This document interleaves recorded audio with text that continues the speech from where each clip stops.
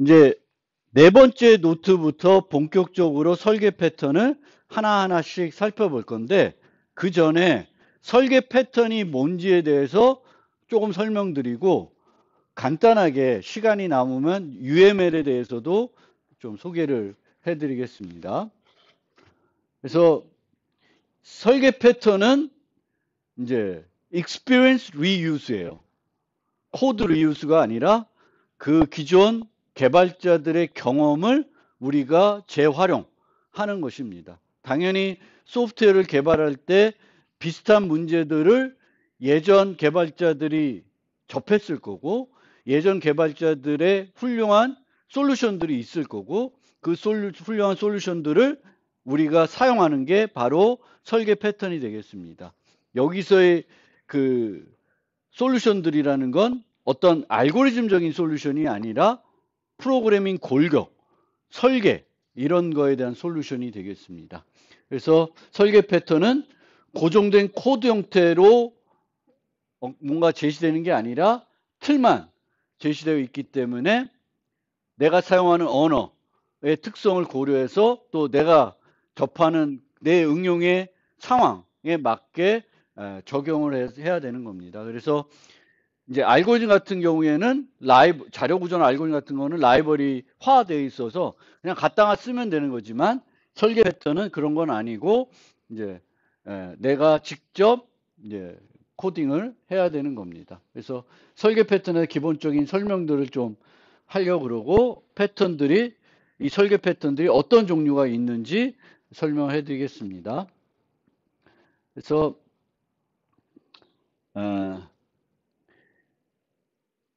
객체지향으로 우리가 코드를 만들었다고 해서 객체지향의 장점들을 다 갖추고 있다고 말할 수는 없죠. 잘해야 갖춰지는 겁니다.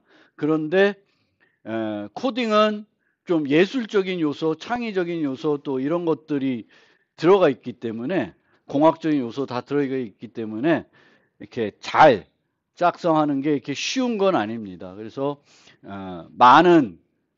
많이 해봐야 되고 많은 경험을 쌓아야 됩니다. 근데 좋은 거는 우리가 개발해야 된 많은 것들이 이미 여러 사람들이 개발해 놨다는 거죠. 그래서 우리가 참고할 수 있는 게 많죠. 그리고 여러분들도 코딩할 때 인터넷 검색을 많이 하잖아요. 모르는 거 있으면 거기 인터넷 찾아보고, 요즘은 심지어 챗 GPT한테 짜달라 그러면 잘 짜주더라고요. 그래서 저도 요즘 과제 이런 거 만들 때 특히 GUI 라이브러리 쪽에 잘 몰라가지고 파이큐티 갖고 얘 어떻게 해 하고 챗 GPT에 물어보면 쫙 코드를 줘요. 그럼 제가 갖다가 이제 좀 수정해가지고 제 응용에 맞게 쓰고 있습니다. 어쨌든 활용할 게 많이 있기 때문에 우리가 그런 것들을 잘 활용해서 코딩을 하면 되는 거고, 그런 것들을 이렇게 좀 더 효과적으로 사용하기 위해서 만들어 놓은 게 설계 패턴입니다. 그래서 요리의 조리법과 비슷하다. 김치찌개의 조리법이 있지만 그거를 있는 그대로 따라할 수도 있지만 내가 조금 응용을 할 수도 있는 거죠. 그래서 설계 패턴은 자주 발생하는 설계 문제에 대한 유연하고 재사용이 가능한 객체지향적인 해결책이 되겠고, 완전 코드가 아니고 코드 골격처럼 사용할 수가 있습니다. 그래서 4명의 학자가, 소프트웨어 공학자가 94년도에 총 23개의 패턴들을 정리해가지고 책으로 이제 발표를 했습니다. 그 전까지는 이제 학술 논문지에 이렇게 패턴들이 소개가 됐었는데, 그것들을 모아가지고 정리를 했고, 이제 설계 패턴의 바이블처럼 되어 있죠.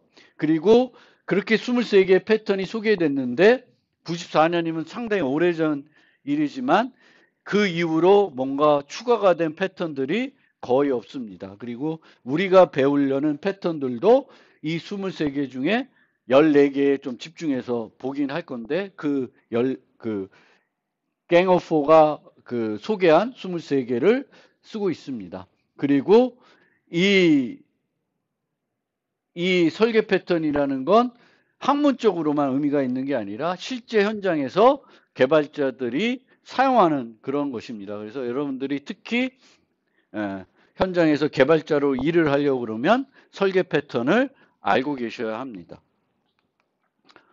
그래서 설계 패턴은 상위 개념이다.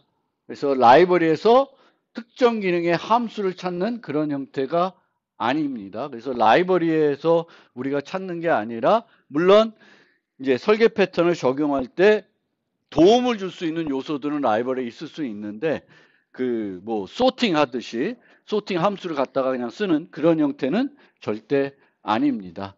그래서 앞서서는 이제 그 요리의 레시피하고 비교했는데, 또 어떻게도 비교하냐면은 소설이나 영화에서 사용하는 패턴들이 있대요. 그 패턴하고 설계 패턴이 매우 흡사하다라는 거예요. 무협지 혹시 보세요? 무협지? 무협지나 아니면 중국, 예전에 많았는데 요즘은 별로 없는 거 몰라. 제가 안 봐서 그런지 몰라도 무협 영화, 아니면 여러분들이 웹툰 요즘 많이 보세요? 저는 웹툰 중에 그 학생 뭐라 그래야 돼? 폭력물이라 그래? 뭐라 그래야 돼? 일진 나오고 막 이러는 그런 그 웹툰들을 제가 즐겨 보는데, 그 뭐야, 약한 영웅인가?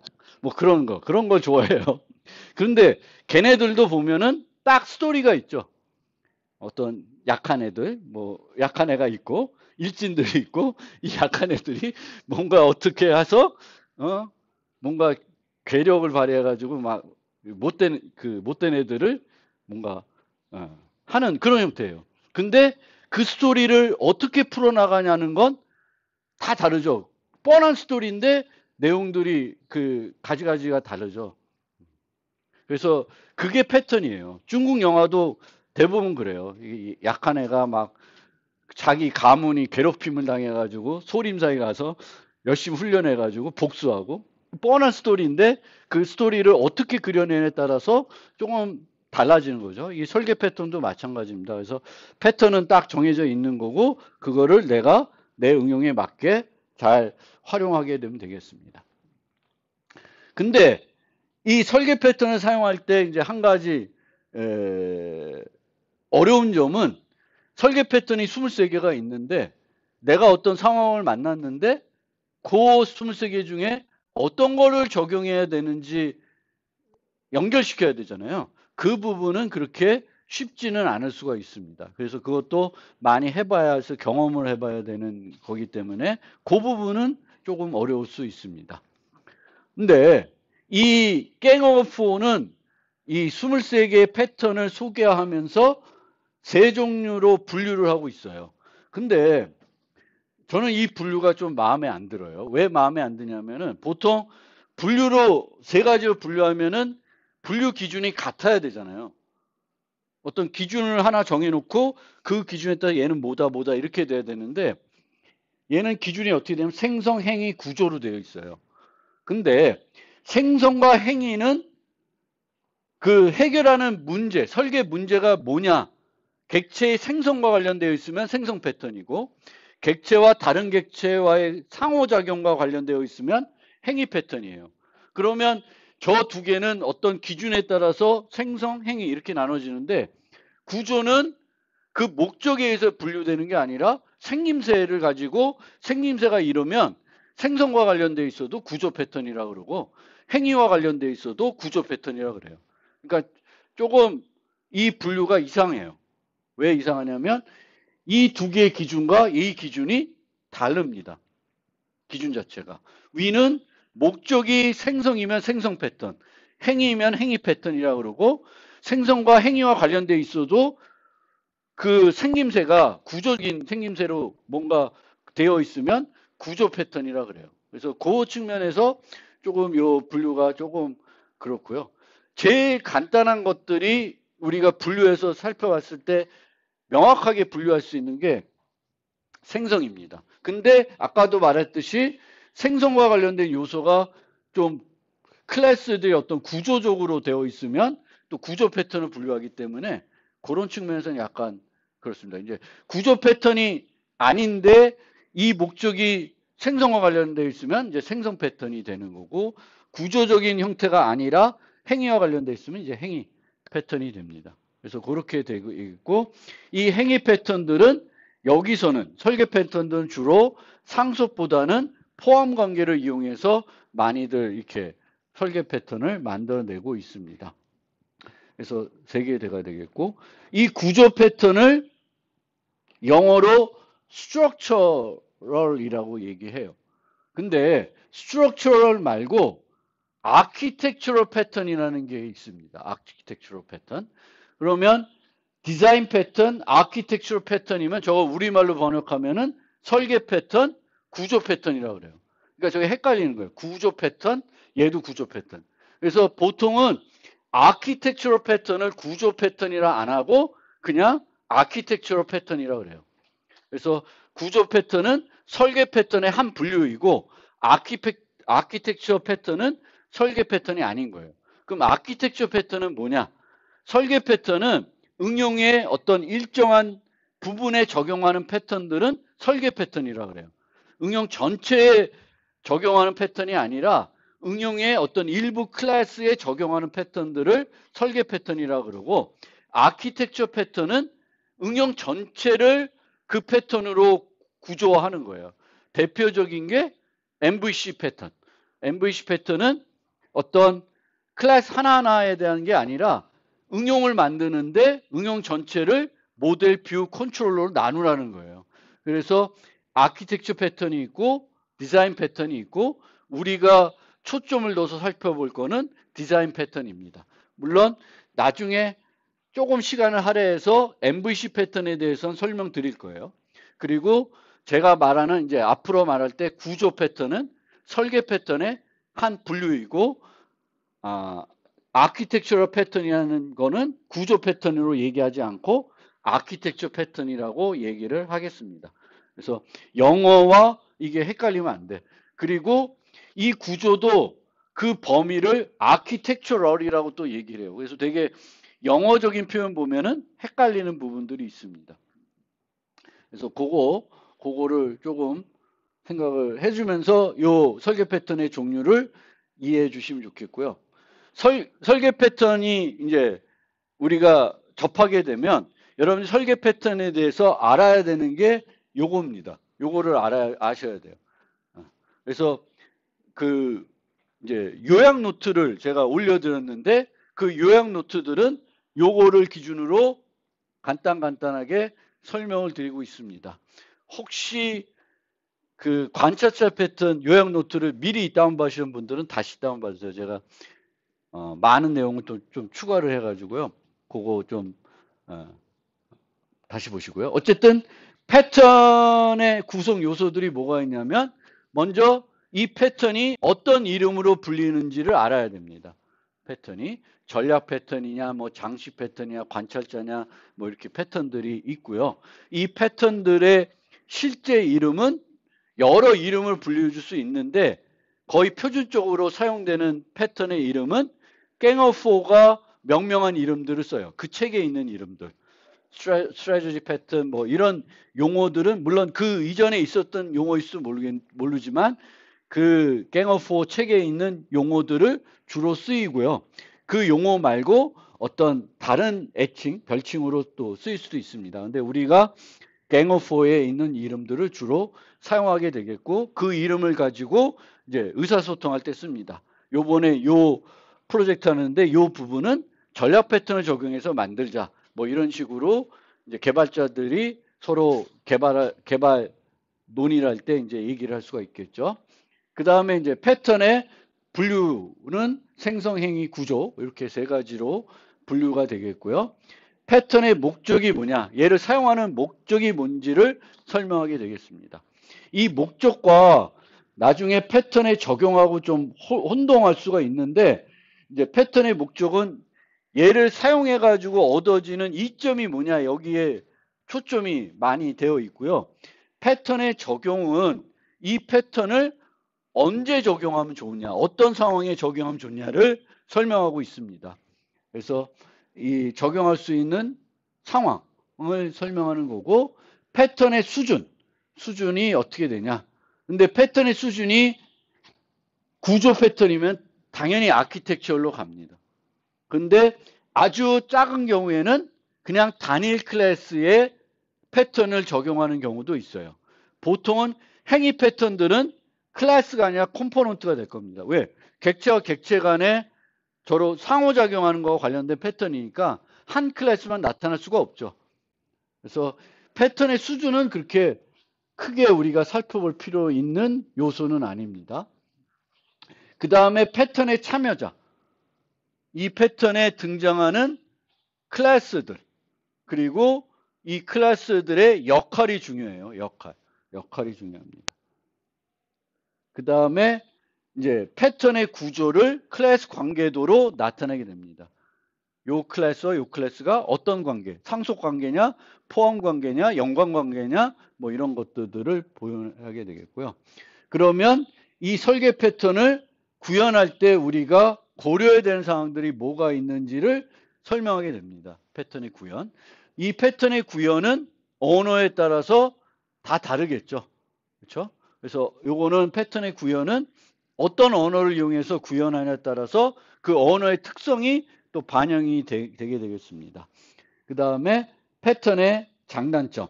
이 패턴의 장단점에 있어서도 언어를 뭘 사용에 따라서 그 장단점이 조금씩 바뀔 수도 있어요. 그래서 관련해야 되고, 패턴의 변형. 한 패턴이 한 가지 종류가 있는 게 아니라 세부적으로 또 나눠질 수 있습니다.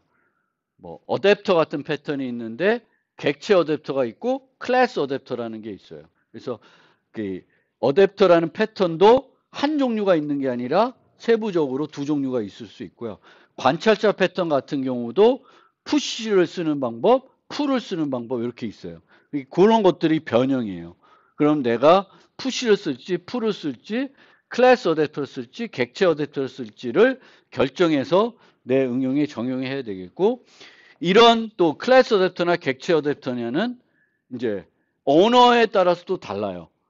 그러니까 보통 C++ 같은 경우에는 다중상속을 적용할 수 있으니까 클래스 어댑터라는 걸 쓸 수 있는데, 그 자바는 또 다중상속이 안 돼. 그러면은 클래스 어댑터라는 걸 활용할 수가 어렵고 객체 어댑터를 또 써야 돼요. 그러니까 이런 변형도 이제 언어에 따라서는 그 언어가 뭐 단일 상속을 제공하냐 다중상속을 제공하냐에 따라서 사용할 수 있는 방법이 제한적일 수도 있습니다. 그래서 그런 것들을 살펴보고요. 마지막으로는 관련 패턴. 이 패턴을 쓸 때 늘 함께 쓰는 패턴이 있을 수 있어요.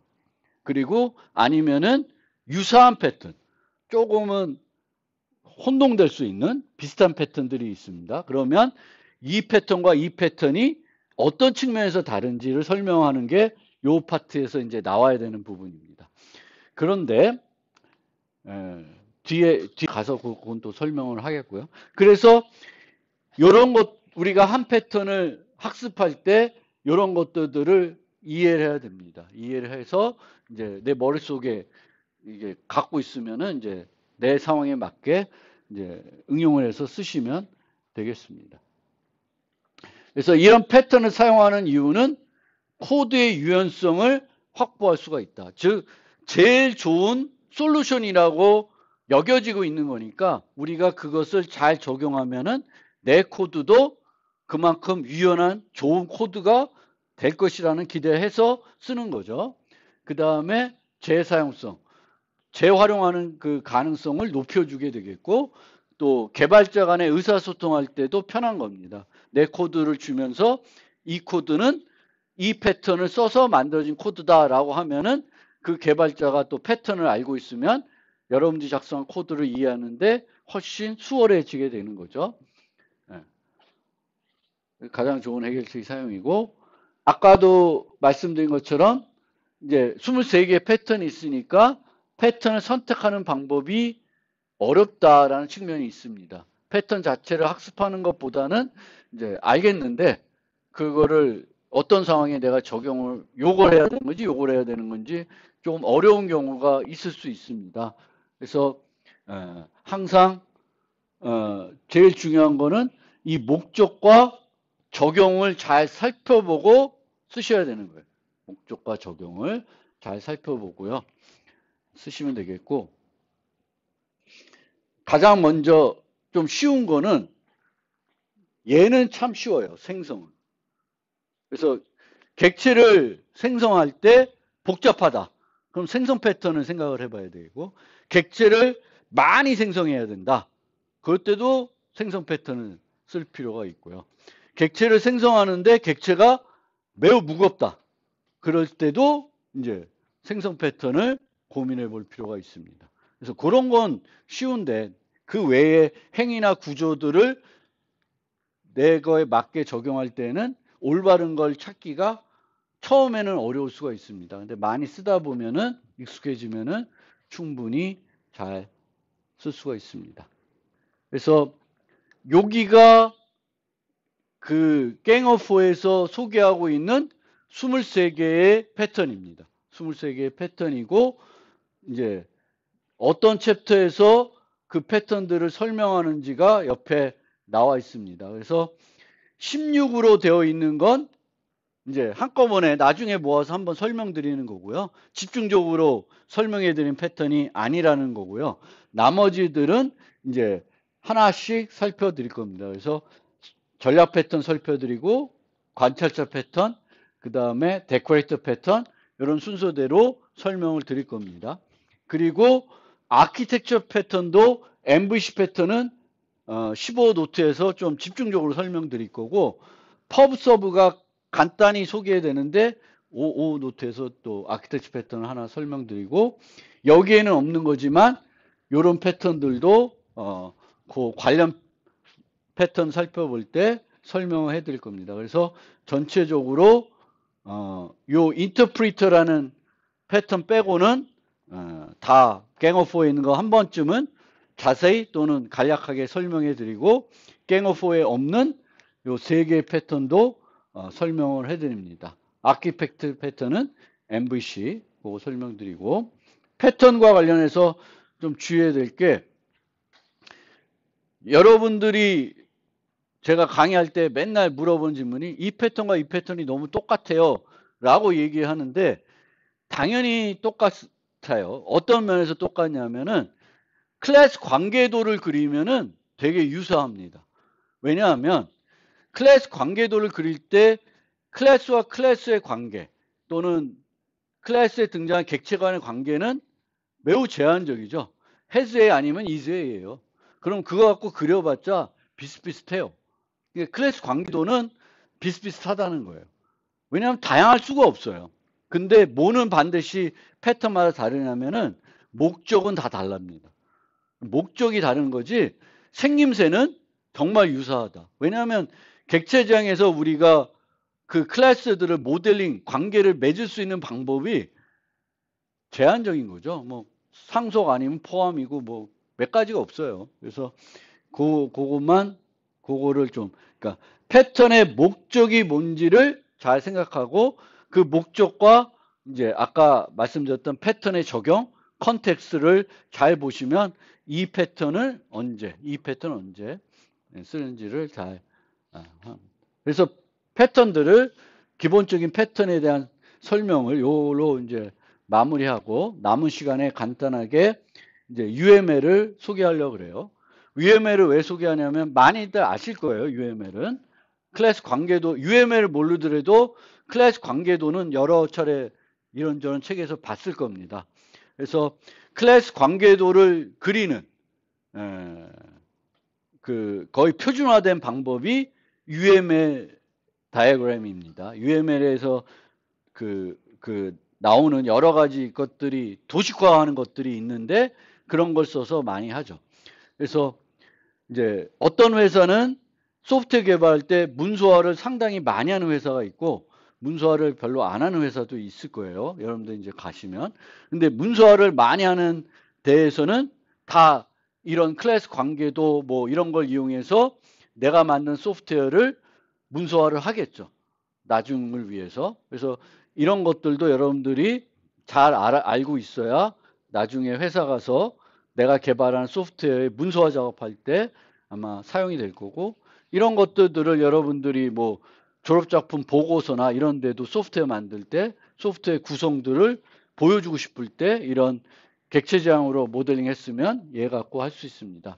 그래서 이제 클래스 관계도를 우리가 그릴 수가 있는데 이 소프트에 등장하는 클래스들 간의 관계를 그립니다. 그럼 거기에 이제 클래스가 그려져야 되겠죠. 그럼 클래스는 보통 이렇게 직사각형으로 세 구간 또는 두 구간으로 나눠서 그림을 그리게 됩니다. 그래서 클래스는 보통 이름, 상태, 행위 이렇게 되겠고 여기에 있는 것들이 이제 뭐 기호가 이제 private, public, protected 이렇게 되어 있는데 저거는 그렇게 중요한 파트는 아니에요. 그리고 우리가 클래스 관계도를 그릴 때 여기다가 자세하게 넣지 않아요.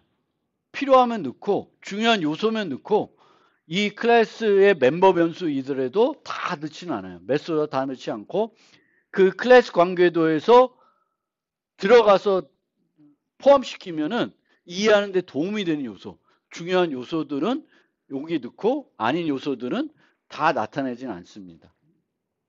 그래서 이렇게 되겠고 요 클래스 같은 경우에는 이 위에다가 스테레오타입을 표시해 줄 수 있어요. 그래서 요게 클래스가 아니라 인터페이스다.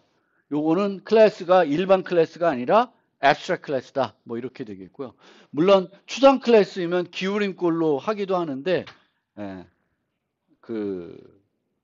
달라요. 그래서 스테레오타입 쓸 수도 있고 뭔가 기울임꼴이나 진하게 해가지고 이제 얘가 일반 클래스인지 추상 클래스를 구분하기도 합니다. 근데 저는 주로 이제 요 스테레오타입을 써서 이제 이번 학기에 그 클래스들을 나타내려고 합니다. 그래서 이렇게 클래스들을 그린 다음에 이 클래스들의 관계도를 그릴 건데 먼저 객체 간의 관계는 이렇게 일직선을 이용해서 뭐 사용은 파선, 포함은 실선 뭐 이렇게 해요. 그래서 사용은 파선으로 그린 게 어디 있나? 없나? 안 나타나 있네.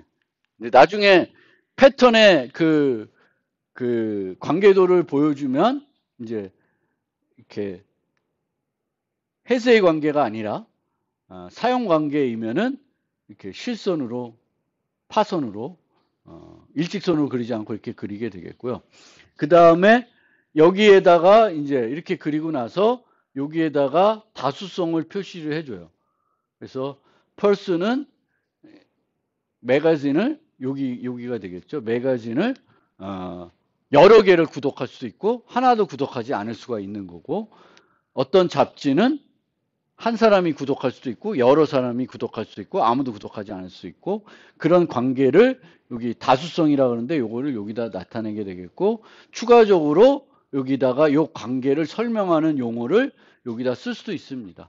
그래서 이렇게까지 쓸 수가 있고 여기서 화살표가 이렇게 되어 있는 건 person은 자기가 구독하고 있는 매거진을 알고 있는 거죠. 그러니까 이렇게 돼 있으면 매거진이 여기에 포함 관계로 들어가 있는 거예요. 포함 관계로. 그런데 매거진은 자기를 구독하고 있는 사람을 모르는 형태로 지금 되어 있는 거죠. 그래서 화살표 방향. 여기도 보면은 컴퍼니는 자기가 고용한 인플로이를 알 수 있지만 여기서는 인플로이는 자기가 고용된 회사를 모르는 형태로 지금 모델링이 되어 있는 거죠. 물론 그게 양방향이 되면 원래 안 좋은 거죠. 그 객체지향의 어떤 관계 입장에선. 그 다음에 이제 연관관계는 이렇게 실선으로만 표현하게 되겠고 포함 관계는 요걸 이용하는데 여기가 빈 다이아몬드면 집합 개념이고 진하면은 복합 개념입니다. 그래서 집합이라는 건 얘가 없어지면은 없어져도 얘가 계속 남는 거고요. 이 회사가 망하면 이 인플로이드는 딴 데 가겠죠. 그런 형태로 할 때 이렇게 모델링 하는 거고 얘가 진하면은 얘가 없어지면 쟤도 없어지는 그런 관계를 나타내기 위해서 씁니다. 객체간 관계이고 클래스 간 관계는 상속과 추상호 관계 두 가지가 있습니다. 그래서 자바에서는 요걸 쓰게 되겠고, 이제 상속은 이렇게 표시를 하게 됩니다.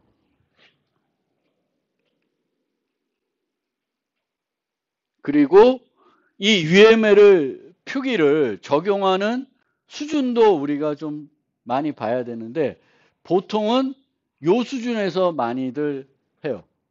그러니까 언어와 무관하게. 언어적 요소가 나타나지 않고 그냥 하는 거예요. 근데 여기는 언어적 특성까지 반영해서 뭔가 표현을 할 수가 있고, 얘는 언어적 표현 안 하고, 얘는 아예 그 상관없이 추상적으로 할 수도 있고. 그러니까 이 관계도를 어떤 수준에서 우리가 나타내는지 또 살펴볼 필요가 있고요. 이런 클래스 관계도를 그리면은 이제 어떤 관계가 있다라는 건 보여주지만, 실제 프로그램이 실행될 때 어떻게 상호작용하는지는 나타내지가 않는 거예요. 어떤 순서로. 그래서 만약 그 순서를 우리가 이제 어떤 도표로 나타내고 싶으면은 UML에서 쓸 수 있는 게 순차 다이어그램입니다. 순차 다이어그램. 그래서 정적 모델링 말고 프로그램 하려면 동적 모델링도 필요한 겁니다.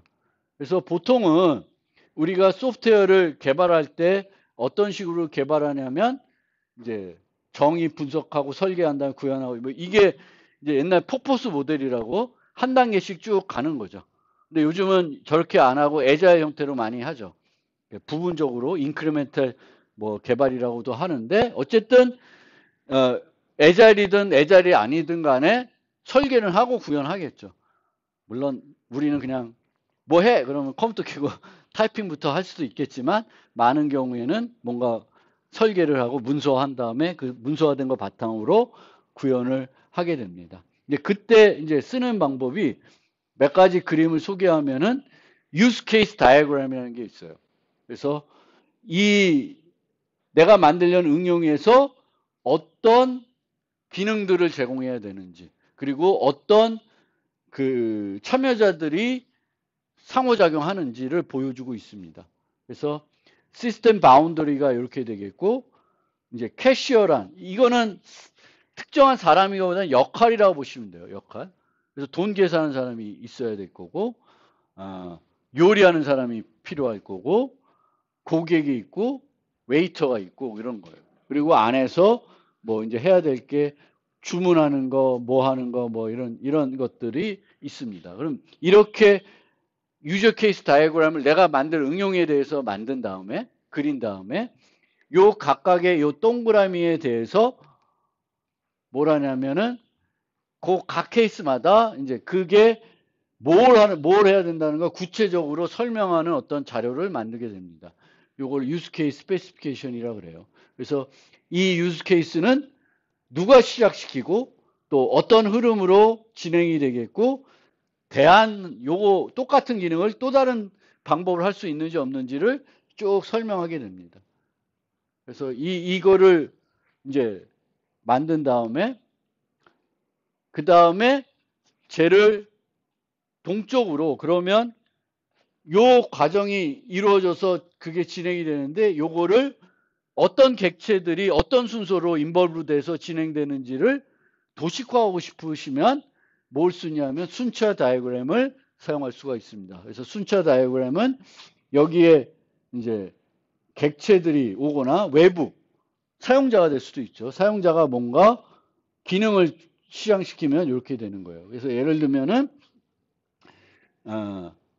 학교에서 이제 그 수강 시스템을 만들어서 새 교과를 추가하고 뭐 이러는 거예요. 그러면 이제 그 등록을 담당하는 사람도 있겠죠. 그 등록하는 사람이 UML 코스를 이제 넣게 되면은 registration manager라고 하는 객체가 그 add 코스라는 메소드가 여기에 있는 거겠죠. 이 객체가 받아서 이제 UML 코스라고 하는 객체를 만든다.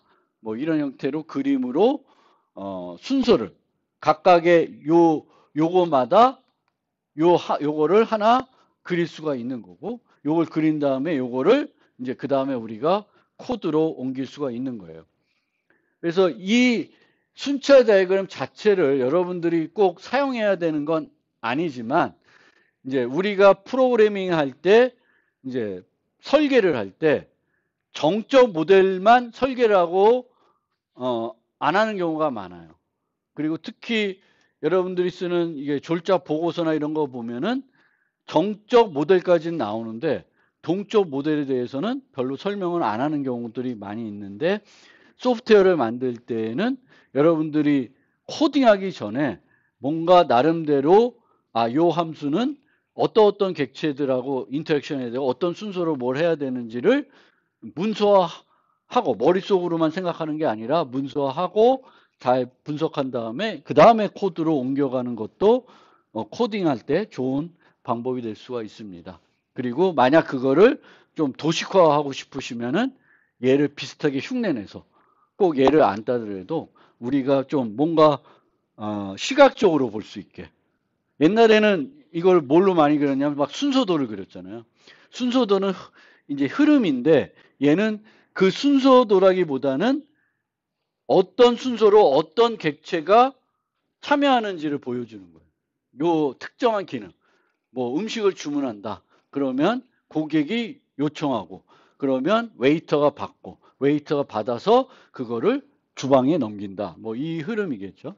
그래서 그런 것들을 이제 UML에서는 이런 순차 다이그램을 써서 표현할 수 있게 하고 있습니다. 그래서 동적 모델도 있다라는 걸 여러분들이 알아두시면 좋겠습니다. 얘를 꼭 쓰라는 건 아닌데, 프로그래밍 개발할 때 분석을 정적까지만 하고 마무리하지 말고 동적 모델도 분석을 해보시라라는 걸 좀 설명해 드리고 싶습니다. 그래서 오늘은 여기까지 하고 이제 본격적으로 이제 다음 시간부터 설계 패턴을 Head First 디자인 패턴 교재에 있는 그 설계 패턴 순서대로 살펴보겠습니다.